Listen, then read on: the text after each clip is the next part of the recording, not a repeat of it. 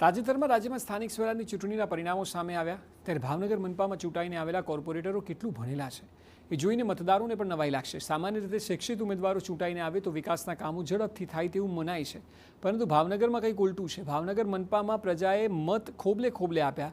52 જેટલા નગરસેવકોને ચૂંટ્યા, તેમાંથી અડધા તો ઉચ્ચ અભ્યાસ કરેલો નથી। 52માંથી 5 નગરસેવક એવા છે જેઓ માત્ર 7 ધોરણથી ઓછો અભ્યાસ ધરાવે છે। 14 એવા છે કે જે 10મામાં નાપાસ થયેલા છે। 10 નગરસેવક ધોરણ 10 અને 12 સુધી અભ્યાસ કર્યો છે। ભાજપના એક કોર્પોરેટર તો માત્ર 1 ધોરણ ભણેલા છે। ઉચ્ચ અભ્યાસની વાત કરીએ તો 17 જ ગ્રેજ્યુએશન કરેલું છે। ચૂંટાયેલા નગરસેવકોના અભ્યાસને લઈને કોંગ્રેસે સવાલ ઉઠાવ્યા છે। કોંગ્રેસ શહેર પ્રમુખે કહ્યું કે ઓછું ભણેલા નગરસેવકો મનપાનો કરોડો રૂપિયાનો વહીવટ કઈ રીતે સંભાળશે।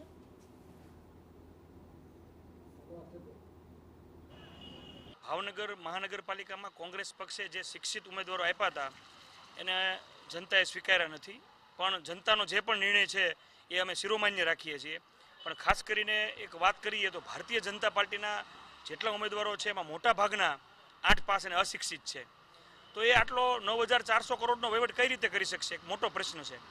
એટલે મારી ખાસ એ જ વિનંતી છે અને ખાસ એ જ કહેવાનું કે આવા અશિક્ષિત મોટાભાગના ઉમેદવારો છે એ કઈ રીતે સંચાલન કરી શકે, એક જોવાનું રહ્યું। મહાનગરપાલિકામાં આવી રીતે કેટલાય લોકો શિક્ષિત છે તે અમારા ધ્યાન ઉપર છે, અને જે લોકો શિક્ષિત નથી એટલે કાર્યકર્તા પોતે હોય છે। કાર્યકર્તા બેઝ પાર્ટી હોય છે। શિક્ષણનું ધોરણ ઓછું હોય છે, પણ પોતાની અંદર જે ગુણવત્તા પોતાની હશે, જે કાર્યક્ષમતા હશે તે પણ કંઈક ને કંઈક વધારે હશે, અને બને ત્યાં સુધી જે રીતના કાર્યક્ષમતા પોતાની વધારામાં હશે તે કાર્યકર્તાને પણ આની અંદર નિમણૂક માટે પાર્ટી પ્રયત્ન કરશે।